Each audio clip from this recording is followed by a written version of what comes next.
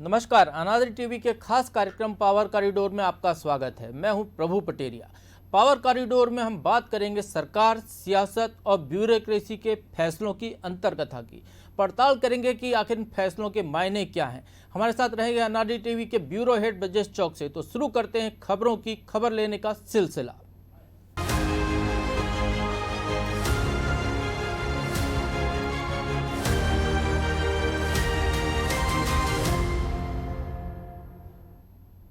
तो सबसे पहले बात करते हैं प्रमोशन में आरक्षण की। प्रदेश के सरकारी कर्मचारियों को प्रमोशन मिलने की राह करीब 5 साल के बाद अब खुलने जा रही है। पदोन्नति पर लगी रोक के बीच मुख्यमंत्री शिवराज सिंह चौहान ने पिछले दरवाजे से अधिकारी कर्मचारियों को प्रमोशन देने का रास्ता निकाल लिया है। अब जल्दी ही प्रमोशन की बाट जो हो रहे अफसर वरिष्ठ पदनाम हासिल कर सकेंगे। मजे की बात यह है कि जिन शिवराज सिंह ने साल 2016 में प्रमोशन पर रोक लगाई थी, अब वे ही इसे खोल रहे हैं। तो आइए समझने की कोशिश करते हैं कि आखिर क्या है मामला ये प्रमोशन में आरक्षण का, क्यों लगी थी रोक और अब सरकार क्यों प्रमोशन देने जा रही है।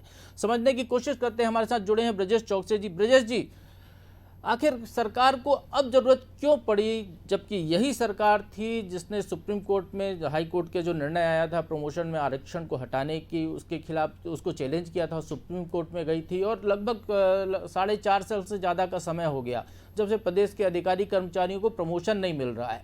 और वही सरकार अब कोर्ट से परे हटकर एक निर्णय लेने जा रही है कि कर्मचारियों को प्रमोशन दिया जाए, वो वरिष्ठ पद पर पहुँच सकें। तो आखिर ऐसा क्यों? देखिए प्रभु जी, ये 30 अप्रैल 2016 का मामला है जब मध्य प्रदेश हाई कोर्ट ने ये 2002 अधिनियम था जो प्रमोशन का, उसको रद्द कर दिया था, खारिज कर दिया था। इसके खिलाफ मध्य प्रदेश सरकार, तब तत्कालीन शिवराज सिंह की सरकार थी, जो आज भी सरकार है, ये सुप्रीम कोर्ट चली गई थी। सुप्रीम कोर्ट ने यथास्थिति बनाने का वो रख दिया था। तो आजाक और सपाक से 2 संगठन थे जो इसके उसमें चले गए थे विपरीत। तो इस कारण ये चुनावी मुद्दा हो गया था और मामला अटक गया था। प्रमोशन किसी को नहीं, क्योंकि उसमें जो रद्द किया था, खारिज किया था जो अधिनियम, उसमें ही ये था कि प्रमोशन में आरक्षण, तो उसकी लड़ाई थी। इसके कारण ये मामला अटक गया था। फिर देखो, चुनाव आए, विधानसभा चुनाव आए, फिर उपचुनाव आए और फिर कोरोना के कारण ये मामला ठंडे बस्ते में चला गया। हालांकि ब्रजेश जी, मैं आपको रोकना चाहूंगा। मध्य प्रदेश वो राज्य था जहां अधिकारी कर्मचारियों को प्रमोशन में भी आरक्षण मिला करता था, जिसको हाई कोर्ट में चैलेंज किया गया और हाई कोर्ट ने एक फैसला सुनाया था कि ये जो आरक्षण मिलता है इसको खत्म किया जाए। संभवतः ये मामला था ना वो? हाँ, यही मामला था। इसमें खत्म किया जाए तो सुप्रीम कोर्ट चली गई थी सरकार, यथास्थिति का मामला आ गया था।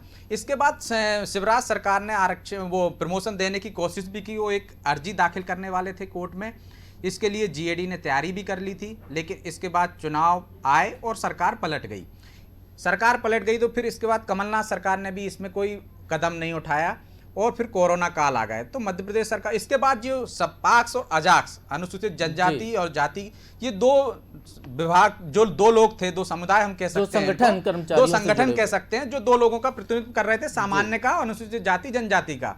तो ये लोगों ने भी ज्ञापन दिए सरकार को कि प्रमोशन दिए जाएं, इस मामले को दरकिनार करके। इसके बाद अब सरकार ने ये निर्णय लिया है कि प्रमोशन दे दिए जाएं, जिससे कि बहुत सारी संख्या में अधिकारी कर्मचारी हर वर्ग के, चाहे वो सपाक से जुड़े हों चाहे अजाक से जुड़े हों, तो सभी लोग रिटायर्ड हो रहे थे, सबका नुकसान हो रहा था। इस कारण ये बीच का रास्ता निकाला गया है कि अब उनको पदोन्नति दे दी जाएगी। अब ब्रजेश जी, प्रमोशन चूंकि सुप्रीम कोर्ट ने रोक लगा रखी, तो प्रमोशन तो अभी भी नहीं मिलेगा उन्हें, वरिष्ठ पदनाम देने की बात की गई है। साथ में शायद ये कहा गया है कि जो सीनियर पोस्ट पर वो जाने वाले थे उतनी सैलरी तो ऑलरेडी ड्रॉ कर रहे हैं, क्योंकि साल दर साल उनको क्रमोन्नति वगैरह मिलती रहती है, इंक्रीमेंट लगते रहते हैं। तो वो वरिष्ठ पद का वेतन तो वो पा ही रहे थे, सुविधाएं उनको मिली रही थी, केवल वो पदनाम उनके पास नहीं था। तो ये शायद उसी तरीके का मामला है। ये पदनाम दे दिए जाएंगे अब उनको, वो भी उसमें शर्त रहेगी कि बाद में यदि कोर्ट का कोई डिसीजन आएगा तो सशर्त, मतलब हम इसको पदोन्नति कह सकते हैं कि बाद में डिसीजन यदि खिलाफ आया तो आप पदनाम हो जाएंगे, मतलब आपका डिमोशन हो जाएगा। लेकिन अभी जब तक ये मामला कोर्ट में चल रहा है तब तक आपको पदोन्नति दी जाए, ताकि जो रिटायर हो रहे हैं वो वेतन तो उस पद का ले ही रहे हैं, उनके पदनाम भी वो मिल जाए। ये कोशिश सरकार कर रही है दोनों संगठनों की सहमति से। तो इस कारण, ताकि लोग जो रिटायर हो रहे हैं उनको वो मिल जाए। पुलिस विभाग में 12,500 पद जो हैं उनको पदोन्नति मिल जाएगी, डीएसपी आपके बन जाए, 250 लोग जो टीआई हैं निरीक्षक रैंक के हैं वो डीएसपी बन जाएंगे, 750 जो सब इंस्पेक्टर हैं वो इंस्पेक्टर बन जाएंगे। इस तरह से हवालदार सिपाही जो पदोन्नति नहीं पा पाए हैं लेकिन तनख्वाह ले रहे हैं, जैसे हम कह रहे हैं वेतनमान जो है वो पा रहे हैं वो, लेकिन काम नीचे वाले का कर रहे हैं, तो उनको एक तरह से राहत मिल जाएगी इससे। चलिए, एक बड़ा फैसला मध्य प्रदेश की सरकार लेने जा रही है। एक कमेटी बनाई गई थी आला अधिकारियों की, जो रिटायर्ड अफसर हैं उनको भी इसमें शामिल किया गया था। उस कमेटी ने अपनी सिफारिशें 15 जनवरी तक का समय सीमा निर्धारित की थी। तय समय पर सिफारिशें उन्होंने सरकार को दे दी। मुख्यमंत्री ने पिछले दिनों जीएडी की जो बैठक ली है उसमें ये मुख्यमंत्री ने निर्देश दिए कि इसकी राह में जो कुछ भी व्यवधान है या जो कुछ नियम कायदे बनाने वो बना लिए जाएँ, और जल्दी ही अधिकारी कर्मचारियों को प्रमोशन नहीं कह रहे हैं, वो सरकार भी प्रमोशन नहीं कह रही है, वरिष्ठ पदनाम देने की बात कर रही है। तो एक तरीके से उनको पिछले दरवाजे से प्रमोशन दिया जा रहा है, जो कहा जा रहा है कि वरिष्ठ पदनाम उनको दिया जाए। हालांकि वो वही पद पर रहेंगे जिस पद पर वो प्रमोट होकर पहुंचने वाले थे। और एक बड़ी बात यह है कि इन 4 सालों में जो सियासत हुई है कर्मचारियों के वोट बैंक के खातिर, इन 4 सालों में करीब 50,000 प्रदेश के अधिकारी कर्मचारी ऐसे हैं जो बगैर प्रमोशन के रिटायर हो गए। रिटायरमेंट के बाद जो उनको उच्च पद का जो लाभ मिलना चाहिए था वो उनको नहीं मिला कहीं ना कहीं। तो संभवतः आने वाले समय में जब ये प्रमोशन की राह खुलेगी तो सरकार के सामने एक विषय वो पेंशनर्स का भी सामने आ सकता है, जो कि बगैर प्रमोशन के निचले पद पर रहते हुए रिटायर हो गए। तो ये तो होती प्रमोशन में आरक्षण की बात। और अब हम आपको बताने जा रहे हैं कि मुख्यमंत्री शिवराज सिंह चौहान फिर एक बार अगली महीने की 1 फरवरी को कलेक्टर कमिश्नर कॉन्फ्रेंस करने जा रहे हैं। इस कॉन्फ्रेंस में भी पुलिस के जिले के पुलिस अधीक्षक, आईजी स्तर के अधिकारी रहेंगे। और इस कॉन्फ्रेंस की खास बात यह है कि इस बार सरकार ने तय किया है कि कुछ चुनिंदा बिंदुओं पर उसमें अधिकारी कर्मचारियों से बात करेंगे। 8 बिंदु इसके तय किए गए हैं। उसमें मुख्य बिंदु वही है मिलावट विरोधी अभियान, जो कि मुख्यमंत्री का आजकल खास एजेंडा बना हुआ है। लॉ एंड ऑर्डर की स्थिति तो है ही इस पूरे मामले को लेकर, और उपार्जन को लेकर जो बात होती रही है वो मसला भी यह है जिस पर मुख्यमंत्री बात करेंगे। तो इस बार की भी कॉन्फ्रेंस में उम्मीद की जाती है, संभावनाएं जताई जा रही हैं कि फिर कुछ अफसरों पर पिछली बार की तरह ही गाज गिर सकती है। तो क्या ब्रजेश जी ये माने कि मुख्यमंत्री अब हर महीने कलेक्टर एसपी को यदि हटाना हो तो उसके लिए एक कलेक्टर कमिश्नर कॉन्फ्रेंस कर रहे हैं? देख सकते हैं कि वो हटाने के लिए कर रहे हैं, लेकिन मुझे लगता है कि वो प्रशासन में कसावट लाना चाहते हैं। जिस तरह से उन्होंने पहले तेवर दिखाए हमारे जी कि कलेक्टर एसपी पे गाज गिराई, तो वो एक संदेश देना चाह रहे थे कि कोई भी नहीं बचेगा यदि जिम्मेदारी से जो भागेगा। उनकी समीक्षा करने का जो तरीका है जो हर महीने करने की, वो प्रशासन में कसावट लाई जाए, ताकि जो काम उनको जो निर्देश दिए गए हैं, जिस तरह से एक एक टास्क दिए गए हैं, उन टास्कों पे काम हो रहा है या नहीं हो रहा है, हीला हवाली तो नहीं हो रही कि सिर्फ निर्देश दे दिए, कागजों में आंकड़े बढ़ रहे हैं। तो ये मुख्यमंत्री जब देख रहे हैं एक के बाद एक जब कॉन्फ्रेंस कर रहे हैं, तो हम उसका परिणाम भी जमीन पर देख रहे हैं कि किस तरह से लोग काम कर रहे हैं, किस तरह से अधिकारी काम कर रहे हैं। कलेक्टर गांव के दौरे कर रहे हैं और मिलावटखोरों के खिलाफ अभियान चल रहा है, अवैध उत्खनन के खिलाफ अभियान चल रहा है, अपराधियों के खिलाफ अभियान चल रहा है। तो ये जो मुख्यमंत्री की जो समीक्षा करने के कारण जो पहली 2 समीक्षाओं में, जो 3 समीक्षा हो गई, 2 में जो एक्शन लिया उन्होंने, जिस तरह से कलेक्टर, कमिश्नर, नगर निगम आयुक्त तो जिस तरह गाज गिरी, उसके बाद से जो तेजी आई, तो वो प्रशासन में कहीं भी कसावट ढीली ना पड़े, कसी रहे, लगाम लगी रहे। इस कारण मुझे लगता है कि मुख्यमंत्री लगातार समीक्षा कर रहे हैं और वो टास्क दे रहे हैं। उन्होंने जिला कलेक्टरों से कहा कि वो सालाना प्लान बना के लाएं, सालाना प्लान देखेंगे वो, आप क्या अच्छा काम कर रहे हो। और जो अच्छे रैंकिंग की बात चल रही थी, रेटिंग दी जाएगी बाकायदा कि कौन जिले ने अच्छा काम किया, किसने कमजोर काम किया। जो सार्वजनिक रूप से वो फटकार लगा रहे हैं, जो बेइज्जत कर रहे हैं एक तरह से अधिकारियों को, तो उससे निचले स्तर पर भी हम देख रहे हैं कि काम में तेजी आई। आज यदि भोपाल का मामला लें तो भोपाल में उन्होंने यदि मामला गड़बड़ी, थोड़ी लापरवाही सामने आई, तो तत्काल उन्होंने डीजीपी से लेके एसीएस से लेके निचले अमले तक, डीआईजी तक को तलब कर लिया और फटकार लगाई। तो जो मुख्यमंत्री इस तरह के वो कर रहे हैं, कार्रवाइयाँ कर रहे हैं, एक एक चीज़ पर नज़र रख रहे हैं और वो चाहते हैं कि मंत्री भी ऐसी नज़र रखें, तो मुझे लगता है कि आगे कार्रवाई तो निश्चित तौर पर होगी। जैसा कि आपने कहा है कि कार्रवाई करना है, इसलिए वो कॉन्फ्रेंस नहीं रख रहे हैं, लेकिन यदि कोई लापरवाही करेगा तो बख्शा भी नहीं जाएगा, उस पर कार्रवाई होगी। कॉन्फ्रेंस तो इसलिए रखी जा रही है कि आगे काम में कोई ढिलाई ना बढ़ते और तेजी गति से काम हो, सुशासन की दिशा में बढ़े हैं, गुड गवर्नेंस की दिशा में बढ़े सरकार। ब्रजेश जी, जिस तरीके से 8 बिंदु जारी किए गए इस कॉन्फ्रेंस के लिए, जो हम लगातार बता भी रहे हैं कि इन प्रमुख बिंदुओं पर चर्चा होगी, तो यदि हम पिछली कॉन्फ्रेंस को देखें तो 8 से 10 घंटे तक वो कलेक्टर कमिश्नर कॉन्फ्रेंस चली। लगातार मुख्यमंत्री के साथ अफसर बैठे रहे, वीडियो कॉन्फ्रेंसिंग के दौरान चर्चा चलती रही। तमाम विषयों पर बात होती थी। इस बार एजेंडा फिक्स किया गया है कि यदि आपको अभी तक धान और बाकी अनाज के जो उपार्जन हुआ है एमएसपी पर, उसकी समीक्षा मुख्यमंत्री करेंगे। साथ ही गेहूं की खरीदी की अभी से वो तैयारी कराने जा रहे हैं, उसको लेकर वो बात कर रहे हैं। अभी तक हम देख रहे थे पिछली कॉन्फ्रेंस में वो रेत माफिया के खिलाफ बात करते थे, रेत ठेकेदारों को जो तकलीफें हो रही हैं उस पर बात करते थे, या खनिज को लेकर चोरी की बात करते थे। इस बार की कॉन्फ्रेंस में कलेक्टर, कमिश्नर और तमाम अफसरों से ये पूछा जा रहा है या ये पूछने की तैयारी चल रही है कि खदानों की लीज अभी तक क्यों नहीं दी गई। तो एक तरीके से सरकार जो रेवेन्यू बढ़ाने के जो उपाय हैं सरकार के, उस पर भी बात करने जा रही है। तो ये जो मुख्यमंत्री के एजेंडे में चेंज आ रहा है, तो ये चेंज क्या ये मान के चलें, एक तो समय कम हो रहा है कॉन्फ्रेंस का कि कम समय तक वो बैठेंगे, संभवतः 4-5 घंटे तक में ही कॉन्फ्रेंस को निपटाने की तैयारियां चल रही हैं। और दूसरा, अब जो है पिछली बार जो समीक्षा पर ज़्यादा फोकस था, उसके बाद अब आगे की तैयारी पर ज़्यादा ध्यान देने की बात हो रही है। देखिए प्रभु जी, हर कॉन्फ्रेंस का एजेंडा तो रहा ही है, भले ही कम रहा। पहली बार उन्होंने कानून व्यवस्था पर फोकस किया कि कानून व्यवस्था मजबूत की जाए, गुंडे अपराधियों पर लगाम कसी जाए, तो हमने वो देखा। अगली बार में उन्होंने कहा मिलावटखोरों पर भी कार्रवाई हो, और जो जिस तरह से सूदखोरों के खिलाफ अभियान चलाया जाए, जो चेन चलती है जिस तरह से, उन पर लगाम कसी जाए, तो वो हमने देखा कि आगे कार्रवाई हुई और उसमें मुख्यमंत्री ने तारीफ भी की। अब एक बड़ी समस्या है कि राजस्व, एक संसाधन भी आपको चाहिए ज़्यादा। राजस्व कोरोना काल में जिस तरह से कम हुआ था, उस पर भी फोकस किया। उसके कारण आप देखिए कि बीच में एक बात उठी थी कि शराब की दुकानें बढ़ाई दी जाएं, जिससे बवाल चल रहा है, 2 दिन से बवाल मचा हुआ है। और उसमें आज आबकारी आयुक्त ने निर्देश भी दे दिए थे कि दुकानें खोली जाएं, फिर वापस लेना पड़ा सरकार की मंशा के अनुसार, कि सरकार नहीं चाहती है कि ज़्यादा शराब की दुकानें खोलें। तो राजस्व की दिशा में भी सरकार बढ़ रही है। जैसे आपने रेत वाले मामले की बात की, तो सरकार चाहती है कि अवैध उत्खनन ना हो, ताकि राजस्व की बढ़ोतरी हो, और जो वैध ठेकेदार हैं जो राजस्व देते हैं, जिनसे सरकार विकास कार्य करती है, लोगों की जरूरतें पूर्ति करती है, उसमें कहीं बाधा ना आए, वो परेशान ना हो। तो इस बार जो फोकस किया है, ऐसे ही वो पॉइंट लिए हैं, 8 पॉइंट लिए हैं, ताकि राजस्व की भी बढ़ोतरी हो, और जो मिलावट मुक्ति अभियान भी चला जाए, उस अभियान पहले भी चल रहा है, वो उसको और दिखाया। तो निश्चित रूप से 8 बिंदु जरूर लिए हैं प्रभु जी। ऐसा नहीं है कि उन 8 बिंदुओं पे ही बात होगी, जब बात निकलेगी तो दूर तक जाती है।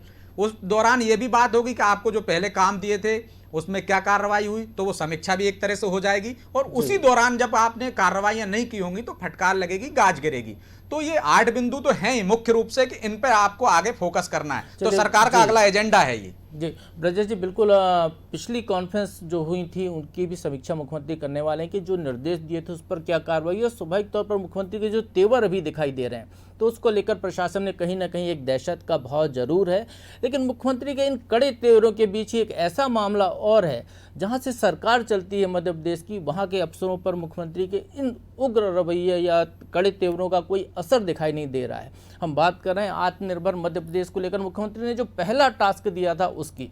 तो प्रदेश के जो मुख्यमंत्री शिवराज सिंह चौहान ने 3 साल में मध्य प्रदेश को आत्मनिर्भर बनाने का जो संकल्प लिया है, उसमें कहीं ना कहीं प्रदेश की जो आला अफसरशाही है वो खरी उतरती हुई नहीं दिखाई दे रही है। सुशासन की बात करते हुए मुख्यमंत्री ने ये कहा था कि मंत्रालय को सबसे पहले ई ऑफिस में कन्वर्ट किया जाए।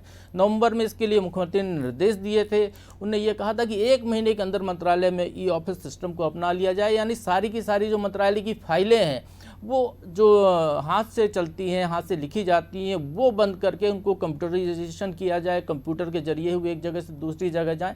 तो इस तरीके से मुख्यमंत्री की जो आत्मनिर्भर मध्य प्रदेश की जो पहली परिकल्पना है सुशासन की, और जहां से सुशासन की शुरुआत होती है, जहां से सुशासन की गंगा बहनी है, वहीं पर भी इस कल्पना को अभी तक अंजाम नहीं दिया जा चुका है।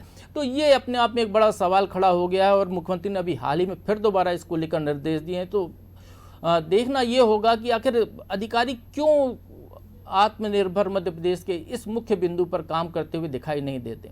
ब्रजेश जी, पहले भी हम इस बारे में बात कर चुके हैं। लगभग सभी को पता है कि साल 2018 में शिवराज सिंह चौहान सरकार थी, तब सबसे पहले मंत्रालय में ये ऑफिस प्रणाली लागू की गई थी। सारे कंप्यूटर में, जो मंत्रालय के कंप्यूटर, उसमें सारी फाइलों का डिजिटाइजेशन किया गया था।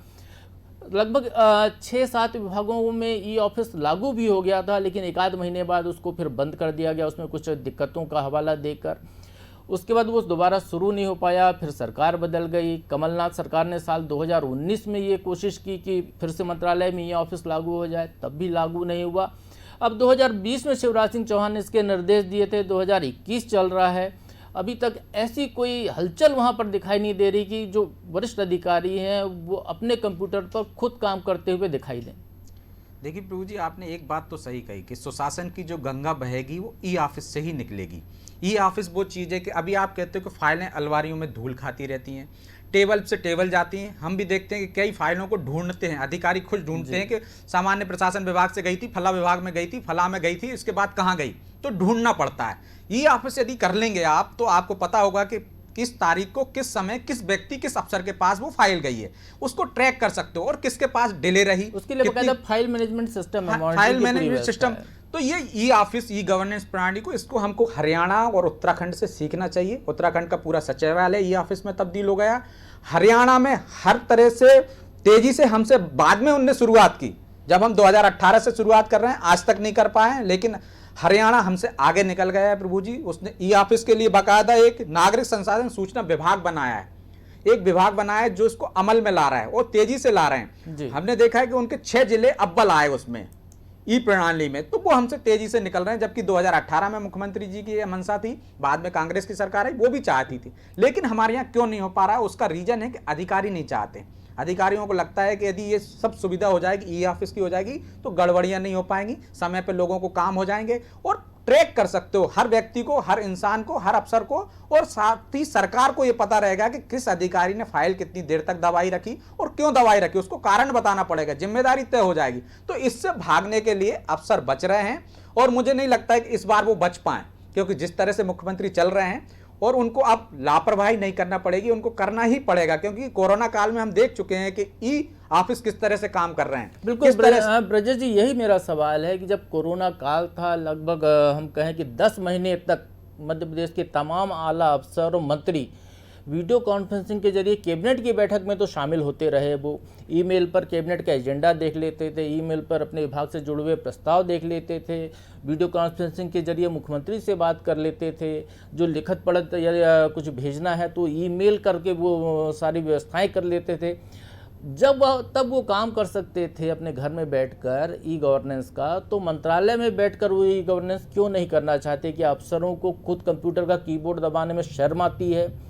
और वो अब उन अफसरों की बात हम कर रहे हैं जिनको कि देश की सबसे एलिट क्लास के अधिकारी कर्मचारी हैं, जो सबसे ज़्यादा पढ़े लिखे हैं, बौद्धिक तौर पर समझदार हैं, तकनीकी में दक्ष लोग हैं, जो गैजेट्स पर काम करते हैं। यदि आप देखें कि मंत्रालय के अफसरों को देखें तो अच्छे अच्छे गैजेट्स लेकर वो आते हैं, लेकिन जब सरकारी कामकाज की बात आती है तो पेन और कागज़ उनको चाहिए।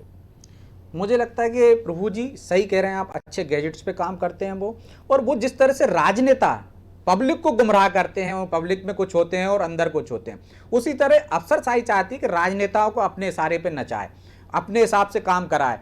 अब लेकिन वो भूल गए हैं कि मुख्यमंत्री शिवराज सिंह चौहान को बहुत कड़ा अनुभव हो चुका है, अनुभव हो गए हैं, तो अब उनको गुमराह नहीं कर सकते। हाँ, कुछ दिन डिले कर सकते हैं, 10 बहाने बना सकते हैं, लेकिन देखिए आप पहले से उनको पता है, पहले से पूरी तैयारी हो गई थी पिछले दौर में 2018 में कि कितने कंप्यूटर हैं, कैसे काम होगा, पूरी कवायद हो चुकी थी। इसके बाद भी नहीं हो पाई और फिर वही कवायद वो कर रहे हैं। तो कब तक नहीं कर पाएंगे? जब दूसरे राज्यों में लागू हो रहा है, तो जब तुलना होगी कि उत्तराखंड कर रहा है, हरियाणा कर रहा है, दिल्ली कर रहा है, अन्य राज्य कर रहे हैं, तो फिर हम क्यों नहीं?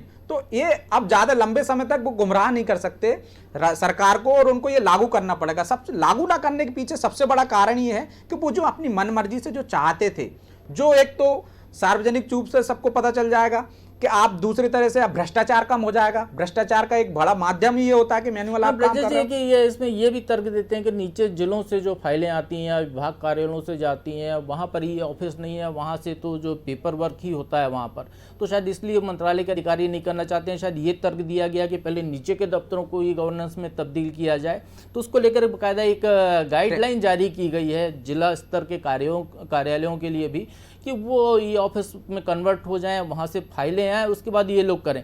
अब एक दूसरी चीज़ इसमें ये भी हो सकती है ब्रजेश जी कि यदि मुख्यमंत्री या चीफ सेक्रेटरी जो प्रशासनिक मुखिया है, यदि वो तय कर ले कि उनके ऑफिस में आने वाली हर फाइल ई फाइल होगी, तो मुझे लगता है कि ये व्यवस्था जल्दी लागू हो सकती है। निश्चित तौर पर जल्दी लागू हो जाएगी। आपको ऊपर से व्यवस्था सुधारेंगे, हमने देखा कई बार ऊपर से सुधारना पड़ता, आप नीचे का ये बहाने होते हैं। देखिए प्रभु जी, नीचे के आधे से ज्यादा काम तो ई ऑफिस की तरह ही होता है। मेल आपके पास जा रहे हैं, आज के पास पहले मीडिया के पास प्रेस नोट आते थे, आज की तारीख में जिले से भी मेल आते हैं, कलेक्टर को भी मेल पे जानकारी देते हैं, और सरकार यदि कोई जानकारी आपसे तत्काल मांग रही है, जो समीक्षा कर रही है, जो एजेंडा दे रही है, उस पर आपको मेल पे जानकारी मांग रही है, आपसे रिपोर्ट मेल पे मांग रही है, बाकायदा सब चीजें हो रही हैं, लेकिन करना नहीं चाहते निचले कर्मचारियों का बहाना बना के। तो इसलिए आपने सही कहा, ये सुझाव सरकार के लिए ठीक है कि मुख्यमंत्री और सीएस यदि ठान लें तो निश्चित तौर पर इसको लागू हो सकता है, डीजीपी भी ठान ले। ये तो ऊपर से सब कर ही रहे हैं ना, सब ट्विटर हैंडल इस्तेमाल कर रहे हैं, सारे गैजेट्स इस्तेमाल कर रहे हैं, तो ये कर सकते हैं। तो इसको देख देख के नीचे वालों को भी यदि कोई दिक्कत आती है इसमें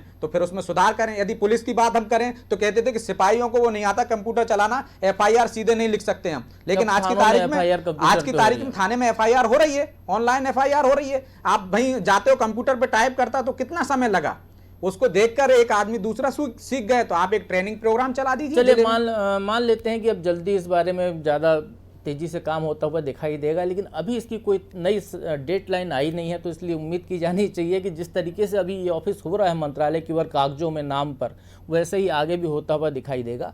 मुख्यमंत्री शिवराज सिंह चौहान के जो तेवर चल रहे हैं, यदि उन तेवरों का यदि हम बात करें तो सबसे ज़्यादा असर यदि किसी विभाग पर पड़ रहा है तो वो है पुलिस महकमा।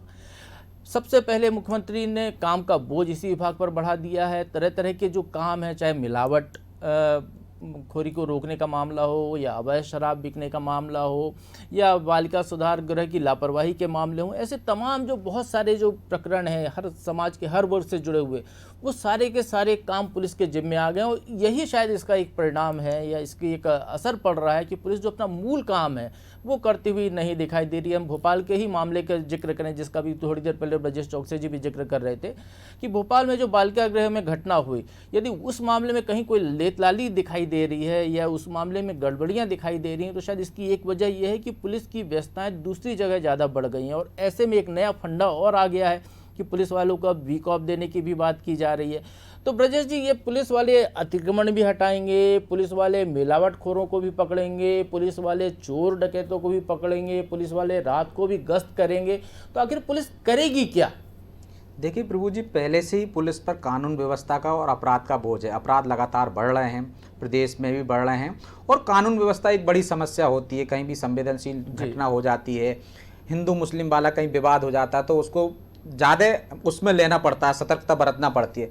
अब इसके बाद उन पर लगातार कार्रवाइयाँ तो करती है पुलिस, मिलावटखोरों के खिलाफ भी कार्रवाई करती है। लेकिन देखिए, आप सभी का अलग अलग विभाग बने हुए हैं। खनिज विभाग की हम बात करें तो मिलावटखोरों के खिलाफ पहली कार्रवाई खनिज विभाग को करनी चाहिए।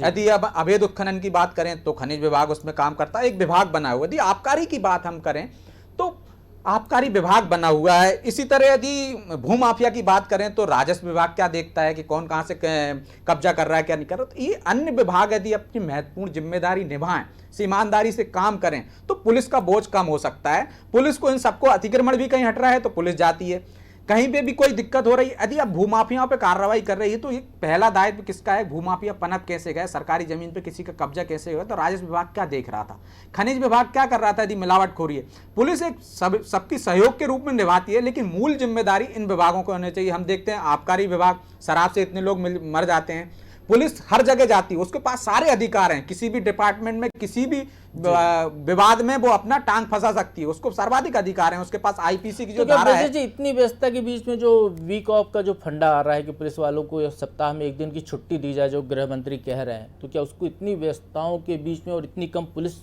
अमले के बीच में उसको लागू किया जा सकता है? देखिए प्रभु जी, उसमें धरातल पे बहुत सारी दिक्कतें हैं, लेकिन यदि व्यवस्थाएं उनकी ज़्यादा बढ़ गई हैं पुलिस की, तो आप देखिए तनाव भी ज़्यादा होता है। हम यदि भोपाल का ये उदाहरण लें, आपको जो बालिका गृह में एक नाबालिग लड़की की मौत हुई रेप वाली में, अति सतर्कता में पुलिस वो काम कर गई जो उसको नहीं करना चाहिए था। पुलिस उसकी डेड बॉडी उसके घर वालों को नहीं सौंपी, उसको डर था कि कोई गड़बड़ी हो जाएगी, कोई कानून व्यवस्था की दिक्कत हो जाएगी। देश भर में उस घटना से बवाल खड़ा हो गया, बवाल हो गया। तो यदि वो ये अति सतर्कता के कारण हुआ, ये जो पुलिस नासमझी में कर गई, ये तनाव में कर गई कि कुछ गड़बड़ी होगी तो बड़े अफसरों पे गाज गिर जाएगी, तो कई बार पुलिस ऐसा कर जाती है। तनाव, आपके पास ज्यादा काम की व्यवस्था होंगी तो तनाव ज्यादा बढ़ेगा। वीकली आप दे पाओगे या नहीं दे पाओगे ये सेकेंडरी बात है, लेकिन यदि वीकली आप मिलते हैं तो निश्चित तौर पर राहत होगी पुलिस वालों के लिए। जो उन पे तनाव है, काम का बोझ है, 24 घंटे की ड्यूटी है उसमें, तो वो उसमें असर पड़ेगा, उनको काम करने में, काम में दक्षता आएगी।